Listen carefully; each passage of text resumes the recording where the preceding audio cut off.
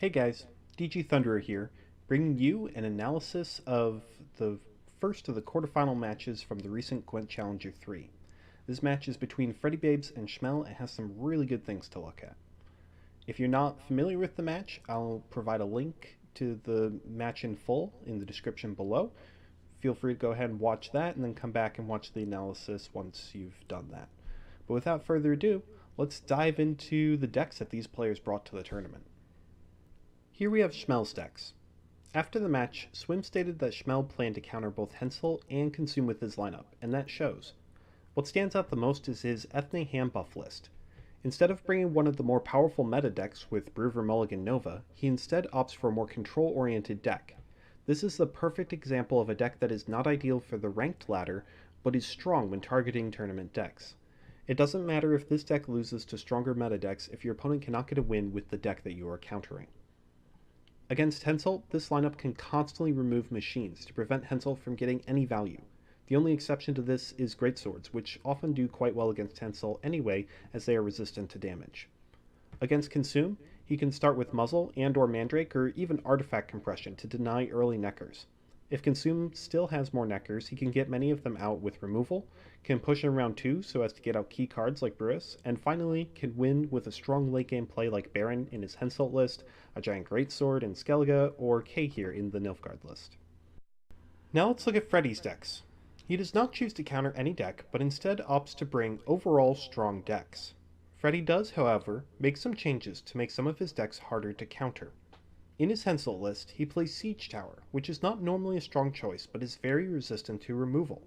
Combine the Siege Towers with Shani, and he is almost certain to find a good target for Hensel even against very control-heavy decks. His Consume deck is also very non-traditional. It does not rely exclusively on Neckers, instead they are one of several win conditions, along with the Drog-Yen combo, or just a strong Osril. These changes really help Freddy's decks be resistant to targeting. Now looking at the bans, Freddy chooses to ban Cmel's Hensel, as it's generally just a strong list. Cmel, however, is targeting Consume and Hensel, thus, he chooses to ban Brewer, which is the next strongest deck that Freddy has. The first match is an epic nail-biter between Cmel's Greatswords and Freddy's Cursed Bran.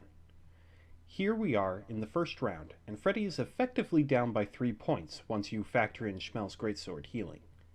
Freddy does have carryover, so he's not in the worst spot, but it's still not very pretty. Freddy opts to play Heim here.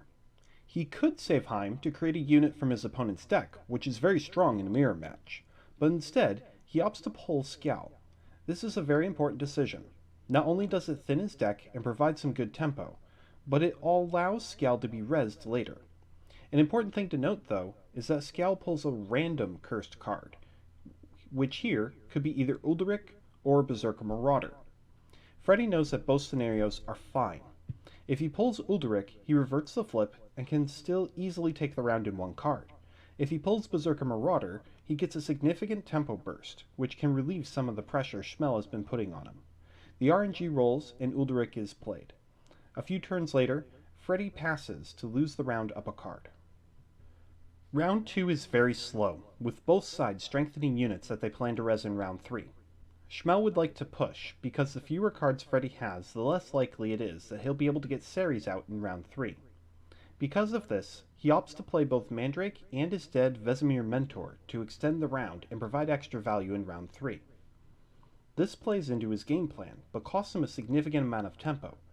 While this was the correct play, the lack of tempo gives Freddy a sizable lead. Here Freddy is up by 24 points, which is nearly enough to pass on Cmel, but not quite.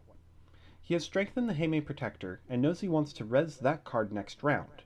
In order to do that, he not only needs to have a way to res it, but also needs to mulligan the talisman that is in his hand so the Protector has something to pull. Knowing this, Freddy knows that this card will be the last card he plays in this round. One other thing Freddy is considering are the cards left in his deck. He has Restore, a Priestess, and a Berserker Marauder. Knowing that he plans to mulligan the talisman, Freddy will have 2 of those cards in his hand in round 3.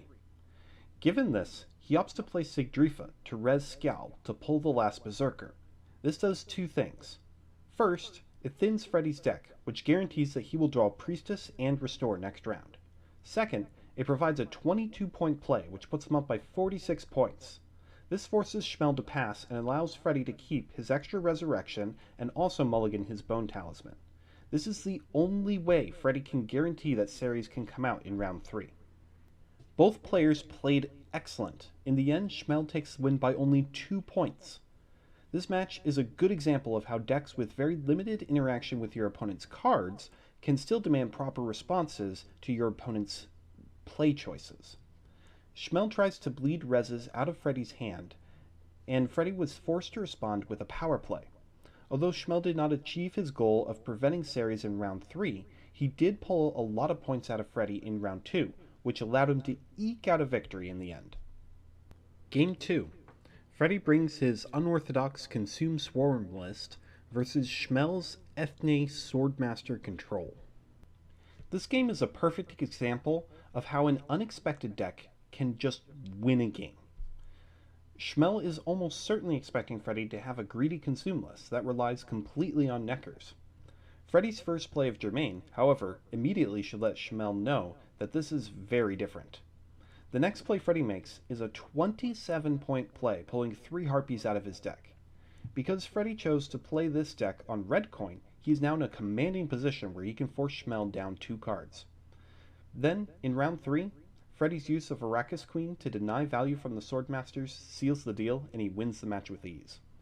Moving on to game 3. Cmel gets very unlucky in this game because he doesn't draw a single Swordmaster in round 1. He plays his Dragoons out, but they cannot provide him with that powerful buff on the Swordmaster for that last play. This puts Cmel in a very difficult spot. On the one hand, he would like to pass and try to draw Swordmasters to give his Dragoons good targets. But, on the other hand, he knows Freddy will be able to play a strong and long round 2 with the Berserker Marauders, and then pass with just enough cards to trigger the resurrections needed to get Ceres out in round 3. Even as Cmel had buffed Swordmasters in a short round 3, Freddy's strength spread across Bears, Berserker Marauders, and Ceres would quite likely still overcome him. Thus, he opts to continue in round 1, even when the best he can do is tie the round. And the round does indeed end in a tie. I want to talk about this tie. It's not a normal choice, but given the situation, it is absolutely correct. Cmel knows that Freddy has more carryover than he does, which means he cannot dry pass in round 2 to regain a card. Furthermore, if he wants to take the round and play out round 2, he would be down a card, which makes it very difficult to bleed Freddy down to his final card, which is necessary to prevent Ceres from coming out in round 3. Since Cmel could neither pass or push effectively in round 2, he opts for the tie.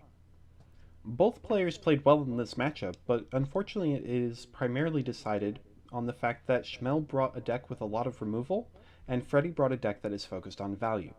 Value decks are favored over control decks because control decks sacrifice some strength to have their control element, while as value decks have nothing that is important to remove and have a lot of strength inherently. Now for game 4. This entire match comes down to whether Freddy can get value out of Hensel or not. Cmel designed his list to counter Hensel. By now Freddy has seen Cmel's Swordmaster list twice and knows almost every card in the deck. Because of this, he knows that his win condition is the Siege Tower, which should be big enough to avoid all removal except artifact compression. Knowing this, Freddy plans to bait out the Swordmasters and artifact compression with Battering Rams and Ronvid. We know Freddy planned this from the beginning of the game because in his opening hand we see him keep 2 Battering Rams and 2 Siege Masters, since he knows neither of those are likely to be his Hensel target. Freddy's plan plays out well, and he quickly drains Cmel of removal before Cmel can even get his Dragoons on the board. Without Dragoons buffing Swordmasters, Cmel is left without a proper answer to Siege Towers, and Freddy is able to pull 2 of them out of his deck in round 3 to take the victory. This match was well played by both players. A lot of the tournament came down to Cmel bringing a removal-heavy targeting lineup, while Freddy brought a lineup that specifically tries to avoid being weak to removal. Because of this, Freddy had a relatively strong win, even though Cmel played very well with what he had. I want to stress that even though Freddy's lineup countered Cmel's, that does not mean that Cmel brought a bad lineup. In fact, looking at all of the competitors' lists, Cmel would have found one of his target decks from 5 of his 7 potential opponents. I think we would have had a high chance to see Schmel in the semifinals or even in the finals if he had been matched up against one of these 5 other opponents. That's all I have for you today. Be sure to subscribe for more game analyses right here, and until then, take care.